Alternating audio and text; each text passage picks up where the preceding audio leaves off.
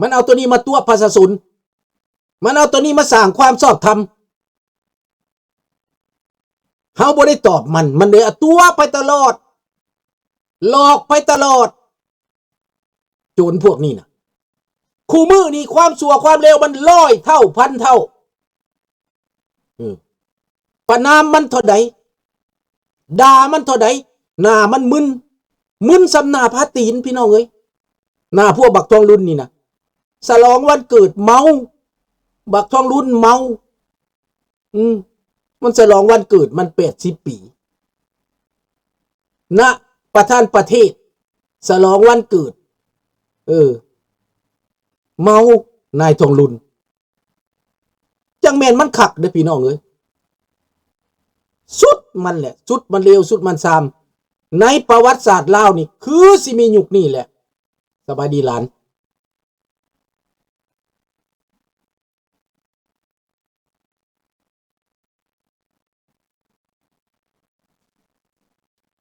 แต่ฟังในลุงโพบอกเด้อในลุงโพเพิ่นรู้จักดีเรื่องนี้นะ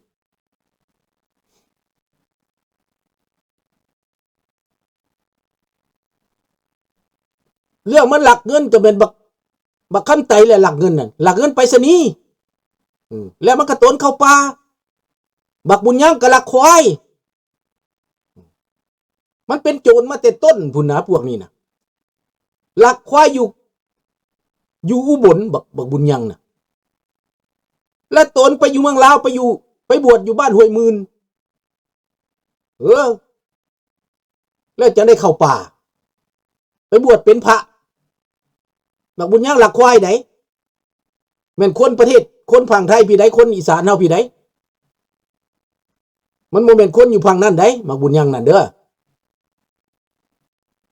มาหลักควายบักนูหักมันฆ่ายาฟิน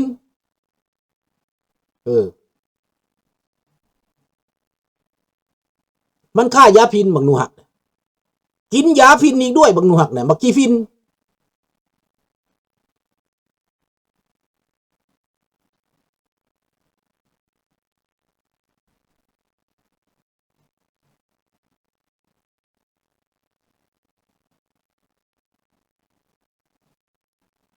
กาบบ่ถึกหลอกไส้จังได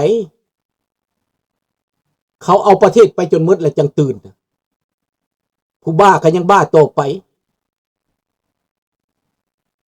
หนูหักก็บ่เป็นคนอีสานคนแก้วหนูหักหนีมาอยู่พร้อมโฮจิมินห์มาอยู่เมืองไทยนั่นน่ะ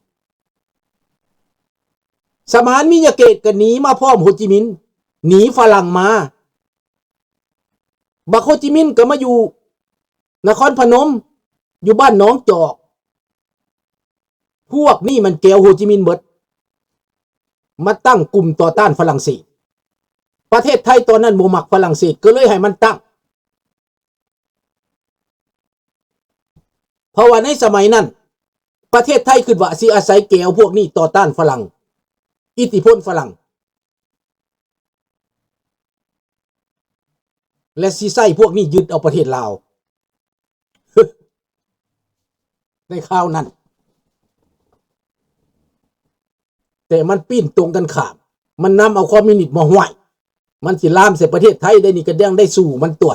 ยังได้ไล่มันหนีตัว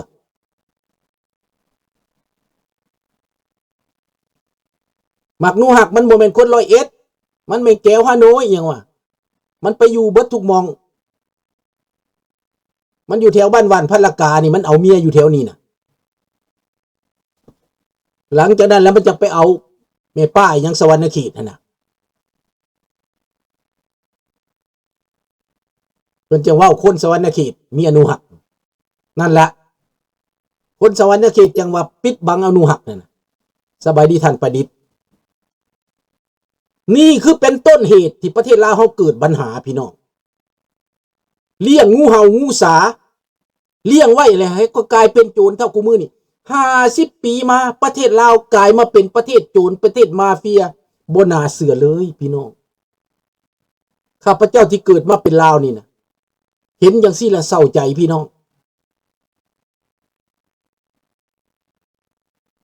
แต่คนลาวเฮามันยังตื่นเลยเพราะว่าคนก่อนคนที่มีความจิตวิญญาณของความเป็นลาวเลิกๆแค่นะ เขาฆ่าทิมเบิดผู้ใหญ่ที่มีความรู้ความรักเขาฆ่าทิมเบิดเขาทำลายเบิดเขาตัดหากถอนโคนเขาปราบเบิดคนที่มีการศึกษาจบมาแต่ต่างประเทศนั้นเขาทำลายเบิดแล้วครูบาอาจารย์นักเรียนนักศึกษาผู้ใดที่มีเป็นชาตินิยมมันฆ่าทิมเบิดแล้วเหลือแต่คนบ่มีหากมีเอ็นถึงแม้นมีคนหักชาติก็มีน้อยเหลือน้อยมันจะงงงวยอยู่คู่มือนี่นะเว้าหยังก็บ่เข้าใจยากสิเข้าใจความเสียสละก็บ่มีความเห็นแก่ตัวหลายขึ้นในระบบอันนี้ได้ผู้ใดก็เห็นแก่ตัวเบิดสบายดีประมา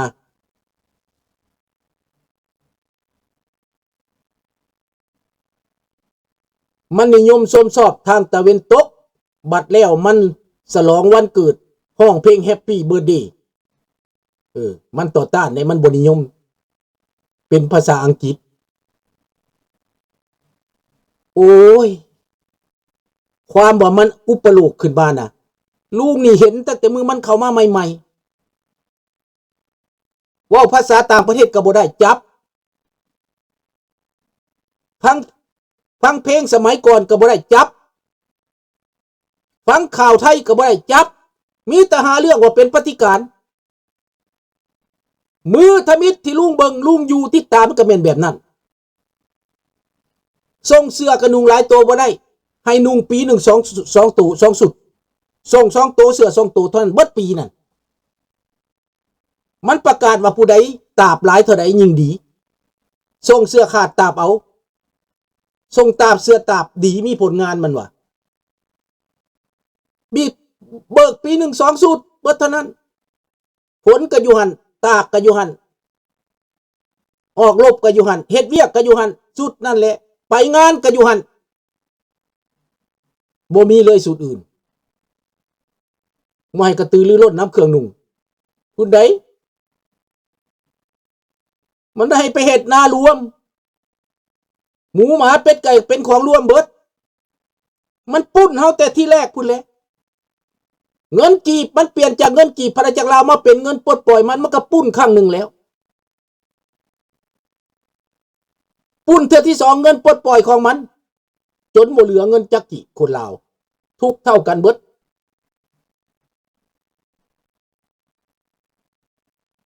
บุญท่านหลวงก็ขี้เหงื่อเต็มประเทศเต็มบ้านเต็มเมืองขายหน้าขายตาไปทั่วโลกมันก็เป็นแบบนั้นความงูบริหารบ่เป็น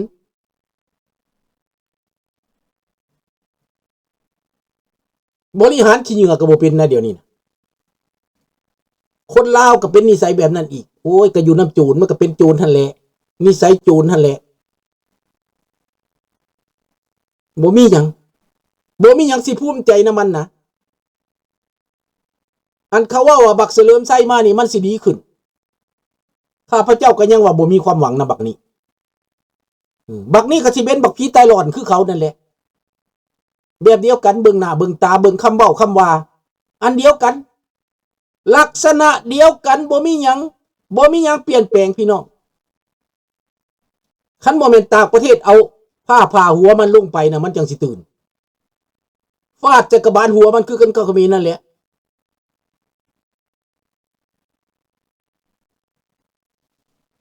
ขอบใจเด้อสำราญเด้อเฮาคิดว่ามันสิมีโอกาสนั่นอยู่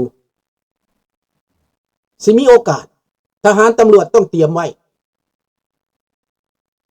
หันมันเปลี่ยนนี่นะก็หมายความว่ามันต้องยึดอำนาจมันต้องมีมหาอำนาจเข้ามาเปลี่ยนแปลงเริ่มต้นจากเขมรคือเฮาเว้านั่นแหละสบายดีแก้วเด้อสบายดีพิทักษ์โอ้ยสบายดีร้านทอบแทนย่องผักย่องหลัดอย่างเดียวเอาไปเบิ่งสภาแล้วก็เป็นตาเมื่อยนะเบิ่งคนในสภานะบ่มีอำนาจหยังแต่ละมือพากันมาเว้าแต่ละมือพากันมารายงานบักประธานสภาก็นั่งฟังรายงานเบิ่งคักๆคือละครลิง บ่มีหยังแม่นละครลิงเพราะว่าเว้าไปแล้วก็บ่ได้ปฏิบัติเว้าไปแล้วก็บ่ได้เฮ็ดหยังแก้วไกรสอนพรหมวิหารประกาศว่าไผใส่เครื่องที่มีตาบหน้าตาบหลังแม่นประชาชนลาวผู้รู้จักประหยัดเพื่อชาติก็แนวนั้นแหละลุงหลานก็ได้ตาบส่งตาบเสือได้บ่มีเดี๋ยวมันขาดดิ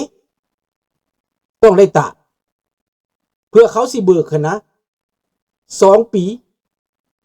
ปีที่2จึงได้เบิกมันขาดหมดแล้วเกิดก็ขาดหมดแล้วเกิดประเภทจีนเนี่ยนะมันขาดหมดแล้วลุงเอ้ยมันโพดได้ใครแต่ว่ามีคนหักคนแพงกันกับเจ้าเห็นมันขาดแล้วกับเจ้าแล้วเอาให้ผู้ที่เป็นใหญ่ในน้อยหนึ่งนะเอาอีตนเอาให้คู่หนึ่งหลักเอาให้กันว่าสันไปจังได้ใส่คู่ใหม่ได้เกือบกระไดโอ้ยก็มันสิขาดเป็นหยังพอตอนยังหนุ่มมันนะมักเตะกระต้อเตะตะก้อนะใส่เตะกระต้อมันสิไปหอดจากมือมันก็ขาดเลยเนาะเกือบผ่าแพ้เนาะแพ้นั้นแพ้ของจีนนะบักปกตุ่มข้องนะ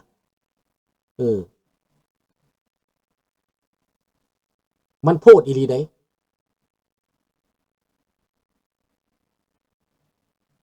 ก็คิดว่าจังสั้นแหละตอบแทน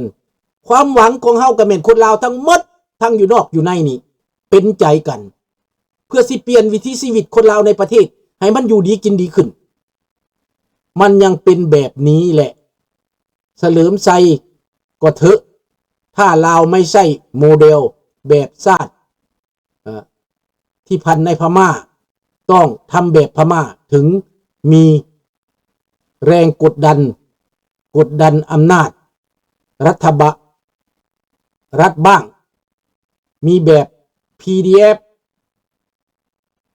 Army พรรค NLD พรรค NUG ถ้าไม่มีก็อย่างนี้แหละมันมีแน่นอนอยู่แล้วอันนั้นแต่เฮาจะบ่ได้อยากเป็นอย่างพม่าเฮาบ่ได้อยากฆ่ากันเองแบบพม่าทหารอยู่ไหนก็มันเปลี่ยนเพื่อชีวิตของเขาตำรวจอยู่ไหนก็เปลี่ยนเพื่อชีวิตของเขาดังนั้นเฮาผู้อยู่นอกนี่เฮามีแต่อยากรวมมือเปลี่ยนแปลงประเทศให้เขามีอยู่มีกินมันแตกต่างกันกับพม่าเขาเกิดสงครามภายในเฮานี่บ่อยากเป็นจังซั่นมีแต่เปลี่ยนแบบยุโรปเปลี่ยนจากคอมมิวนิสต์อย่างโปแลนด์เปลี่ยนมาเป็นโปแลนด์ประชาธิปไตยนี้บ่ได้หนีไปไสคนคอมมิวนิสต์ก็บ่ได้หนีไปไสอยู่นำกันมีแต่เปลี่ยนวิธีปกครองเท่านั้นสบายดีเลียงเปลี่ยนวิธีเปลี่ยนการเมืองแบบยุโรปมาเป็นประชาธิปไตยแล้วพรรคคอมมิวนิสต์ก็ยุบตัวลงมาเป็นพรรคการเมืองที่ว่าถูกต้องตามกฎหมายผสมกันพรรคใดก็แต่งตั้งกันขึ้นมาได้เลือกแข่งกันได้แต่ครับโปแลนด์เขาก็เจริญเห็นบ่เขาออกจากคอมมิวนิสต์คือกันประเทศเชโกประเทศสโลวาเกียประเทศฮังการีประเทศต่างๆเขาก็ออกจากคอมมิวนิสต์คือกันเห็นบ่ล่ะอันนี้แหละมันก็เปลี่ยนแปลงมันก็คนอยู่ในก็มีอยู่มีกินเวลาเปิดมาสู่เสรีแล้วนี่คนอยู่ต่างประเทศลาวเฮาก็กลับไปบ่ได้ฆ่าได้แกล้งกันพี่น้องเพียงตั้งแต่ว่าสิอยู่นำกันได้แบบใดก็ต้องมีกฎหมายและสิให้มันคนที่ผิดเคยผิดมาก่อนเลยจังไดมันเคยฆ่าคนเคยนั่นเคยนี่มาให้ถือว่าเป็นการเมืองซะแบบโปแลนด์เขาเฮ็ดหยังเขาก็อัมเนสตี้เนรโทษกรรมให้หรือว่าลงโทษบ่ให้ลิ้นการเมืองซักคันผู้ใดมันแฮงอย่างอยู่ในเยอรมันนี่ก็แม่นโฮเนเกอร์นี่เป็นผู้นำที่ฆ่าคนหลวงหลายไผมากกำแพงเบอร์ลินล่มลงโฮเนเกอร์ตนหนีไปตายอยู่ประเทศชิลีโฮเนเกอร์